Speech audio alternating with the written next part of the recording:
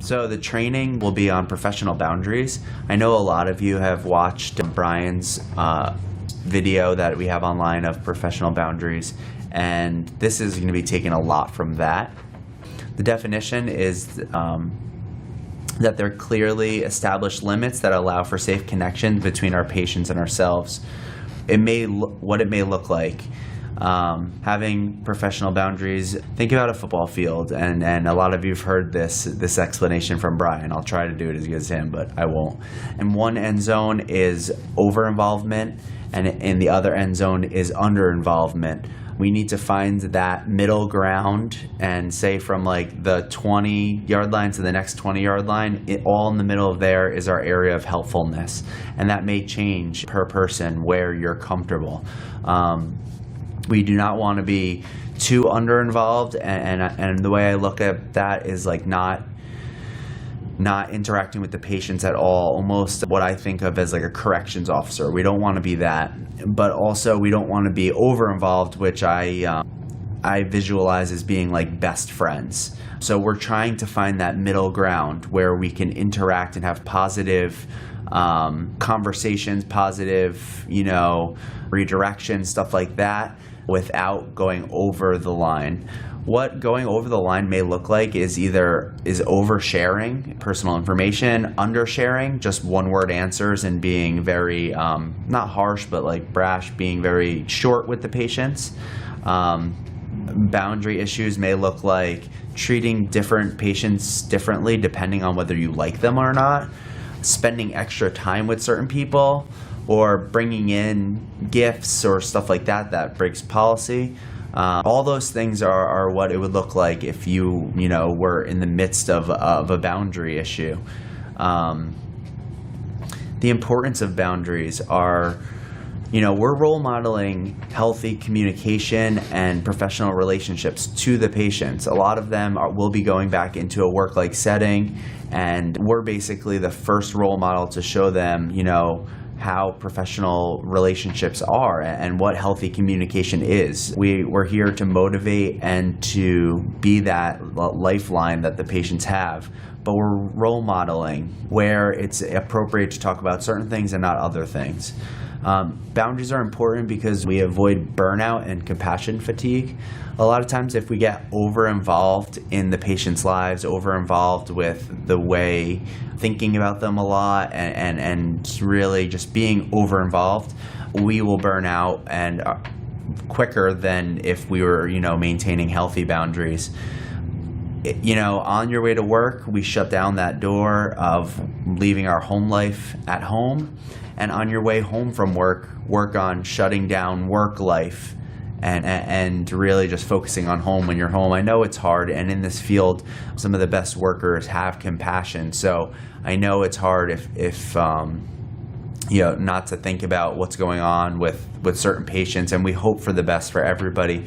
But, really getting good at maintaining those boundaries will help you from getting burnt out, which we all get. Self-care is so important, doing things for self, taking time off, because it is a heavy emotional type of field we work in. Boundaries are important because they maintain patient safety, patient emotional and physical safety. They're a way to protect ourselves and our patients. Also, they're important because we get to, by having healthy communication, healthy boundaries, we can keep the patients focused on their recovery and their responsibilities of what they're here for in treatment. Basically, we just need to, watch what we say and how we say it, because the way a patient may interpret something we say, or the way we say it, like watching our body language and stuff like that, they can interpret it differently than how it was put out there. Consequences of having poor boundaries. Some consequences can include staff splitting. If we're willing to bend the rules for a certain patient and another staff member isn't, they're following the policy as they should be, the staff splitting can come into an area, and consistency is so important in this field. So we can't bend the rules for certain patients and not other patients. Compassion fatigue is a consequence for having poor boundaries. Unethical actions and disciplinary actions. boundary setting is something that I believe is the responsibility of each worker to do with the patients. We need to have clear roles. All the patients should know that, they're not our friend.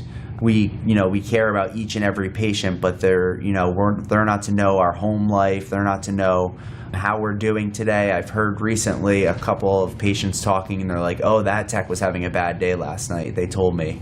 We shouldn't be telling the patients anything about how our days are. Every day we come in, we are putting on our BHD hat, and we are there to serve the purpose and the job.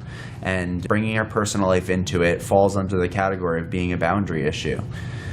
I know this can get into a gray area because we do have so much interaction with the patients, but just remember, we're there to motivate them to go to group. We're there to be of a support network in a clinical sense, and this is their treatment.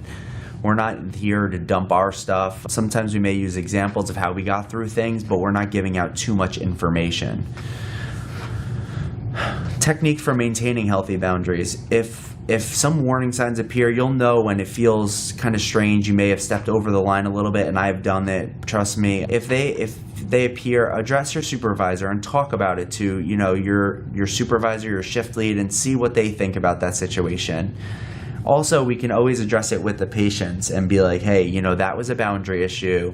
What you said earlier was a boundary issue, and explain why they're so important. Sometimes they just don't know, and we need to be clear and cut and distinct with what, is a boundary issue, what isn't.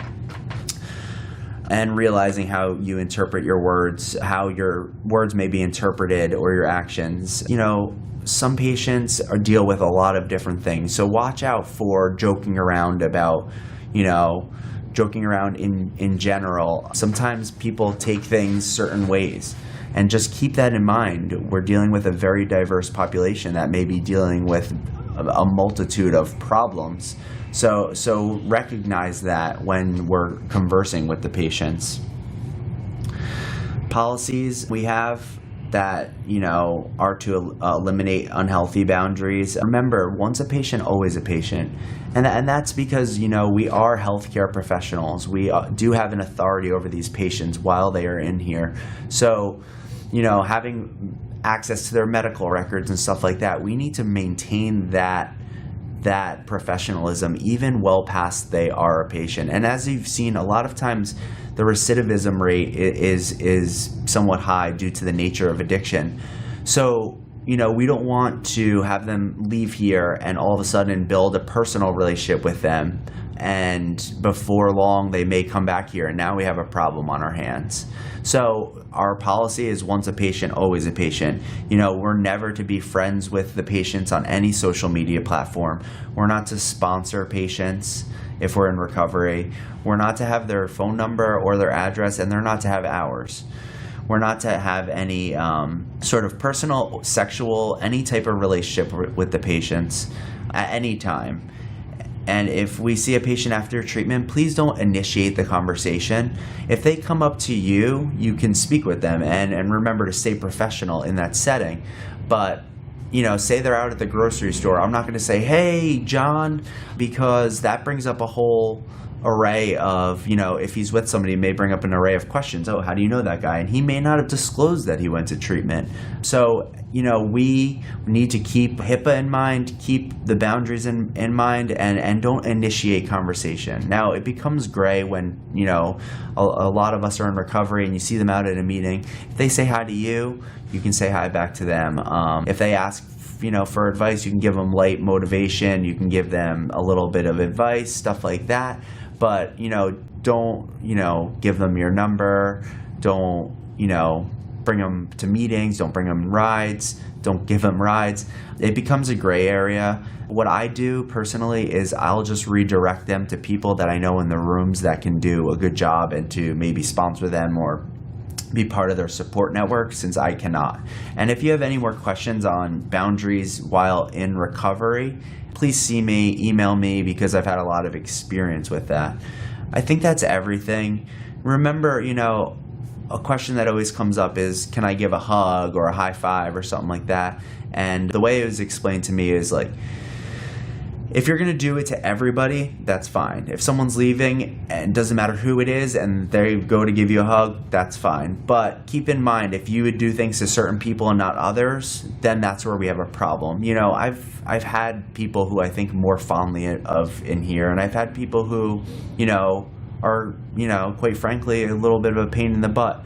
But those two separate people do not know the difference because I treat them exactly the same. Later on, we'll talk about like a little bit of, you know, how we speak to patients, and that has a lot to do with it too. Like I said earlier, keep in mind that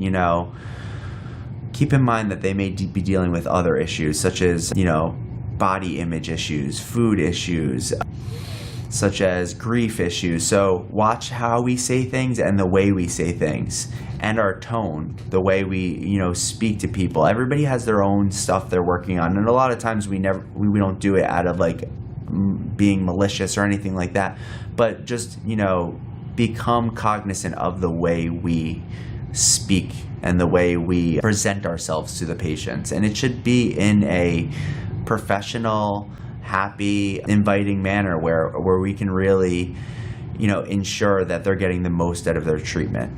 So that's basically what I have on boundaries. If you, like I said, if you have any more questions, just reach out to me.